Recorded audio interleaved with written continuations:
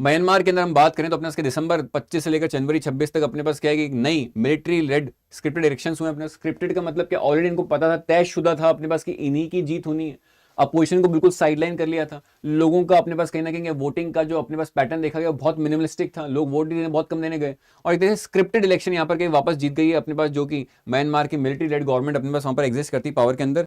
Poles widely seen as what lacking legitimacy and ongoing civil war repression and what low turnout of the voters.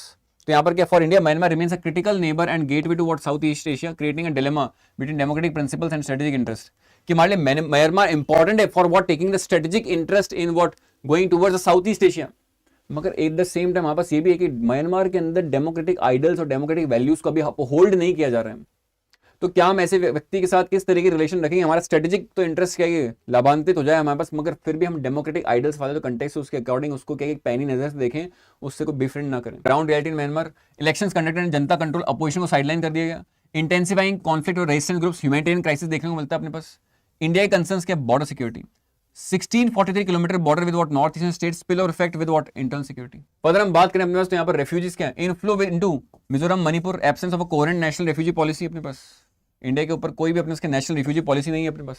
Connectivity projects at what risk, जो connectivity projects हमने रखे example delays to Kaladan and what trilateral highway due to what instability.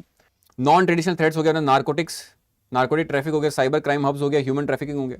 Because अपने पास क्या दो चीजें आती हैं, एक गोल्डन अपना क्रेसेंट होता है जो अपने पास क्या कि इधर पाकिस्तान अफगानिस्तान वाले कंटेक्स में, ईरान के कंटेक्स में देखने को मिलता है, और एक अपने पास क्या कि यहाँ पर देखने को मिलता है क्या गोल्डन ट्राइंगल देखने को मिलता है, इसमें लाओस, कंबोडिया, ठीक है, ये सारी कंट्रीज देखने को मिलती है। तो यहाँ पर क्या ड्रग ट्रैफिकिंग के रूट पे कहीं ना कहीं क्या पॉसिबली आता है, और अपने पास क्या गवर्नमेंट अनस्टेबल है, वहाँ पर कहीं ना कहीं क्या कि अपोजिशन को मौका नहीं दिया जा रहा है, तो वहाँ पर चेक्स एंड बैलेंस सिस्टम बहुत वीक होगा और सारे इशूज आपको वहाँ पर देखने को मिलेंगे।